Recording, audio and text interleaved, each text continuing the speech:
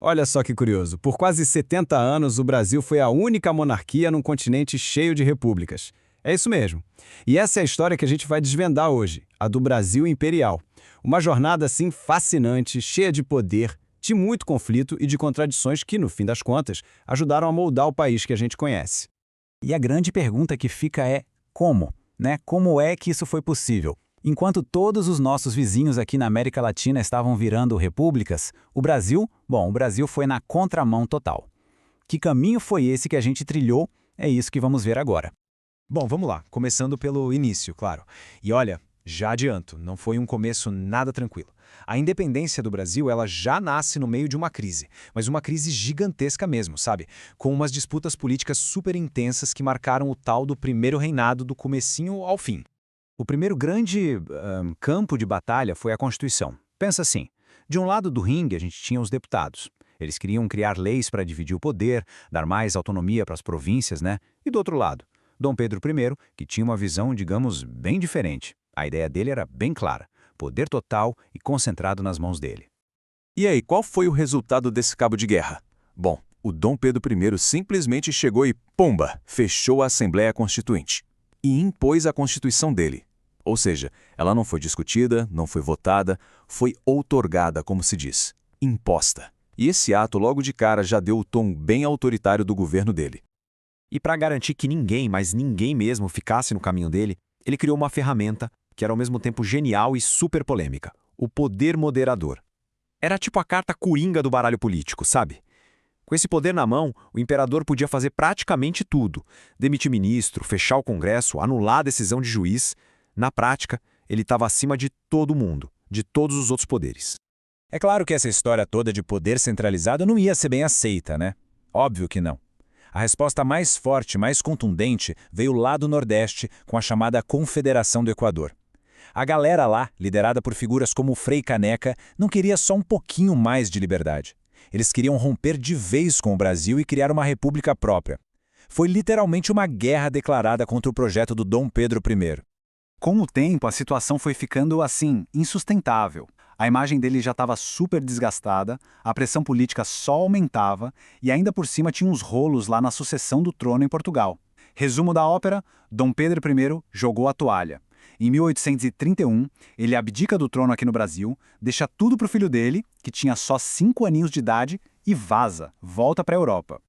Agora, para e imagina só a cena. O império sem imperador. Parece loucura, né? Mas foi exatamente isso que aconteceu. Aí começa o que a gente chama de período regencial, que foi talvez a década mais caótica, mais turbulenta da história do Brasil. Foi uma época em que o país quase se partiu em pedaços. Ficou literalmente por um fio.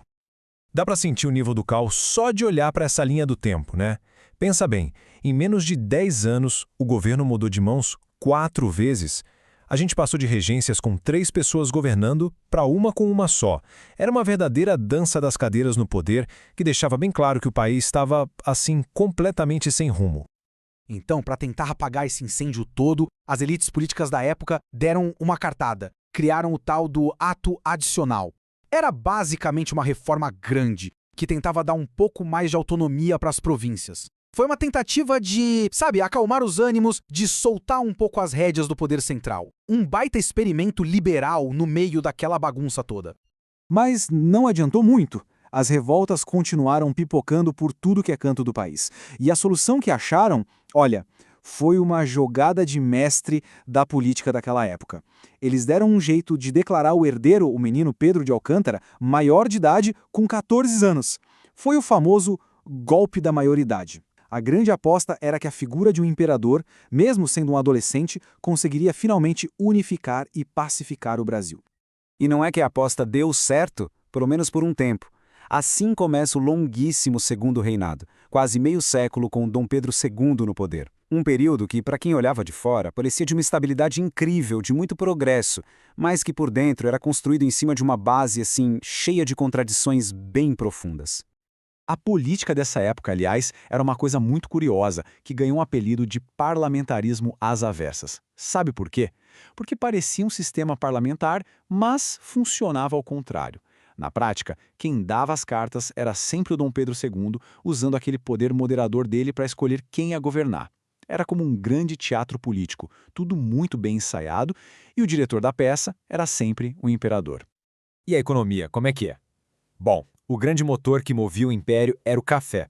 O Brasil virou o rei do café. Só que esse motor funcionava com um combustível terrível, o trabalho de milhões de pessoas escravizadas. E quando a abolição finalmente veio lá em 1888, ela foi feita da pior forma possível. Simplesmente acabou com a escravidão, sem criar nenhuma política de integração, jogando a população negra recém-liberta à própria sorte. Sem terra, sem trabalho, sem apoio nenhum. E aí, para substituir essa mão de obra, o que o governo fez? Passou a incentivar com tudo a vinda de imigrantes europeus. Só que, por trás dessa decisão que parecia só econômica, tinha também uma ideologia racial bem clara. Era um projeto explícito de Estado de branqueamento da população brasileira. A ideia era que a mistura com os europeus iria, entre aspas, melhorar o povo. Ok, depois de passar por toda essa história, a pergunta que fica é: e aí, o que sobrou disso tudo? Como é que esses quase 70 anos de monarquia continuam vivos no Brasil de hoje? Vamos dar uma olhada nesse legado, nessa herança que o Império deixou pra gente? O saldo final é tipo uma moeda com duas faces bem distintas. De um lado, um feito inegável. O Império conseguiu manter esse território gigantesco unido, o que foi uma exceção completa aqui na América do Sul. Mas, do outro lado, ele deixou como herança uma desigualdade social e racial brutal e consolidou uma cultura política de poder super centralizado, concentrado na mão de poucos. E essas são marcas que o Brasil carrega até hoje. E tudo isso nos leva a uma reflexão final, que fica aí pra gente pensar junto. Se a gente olhar para o Brasil de agora, para nossa política, para nossa sociedade, para as nossas desigualdades, quais dessas estruturas, dessas heranças lá do período imperial, a gente ainda consegue ver bem claras no nosso dia a dia? Fica aí a questão.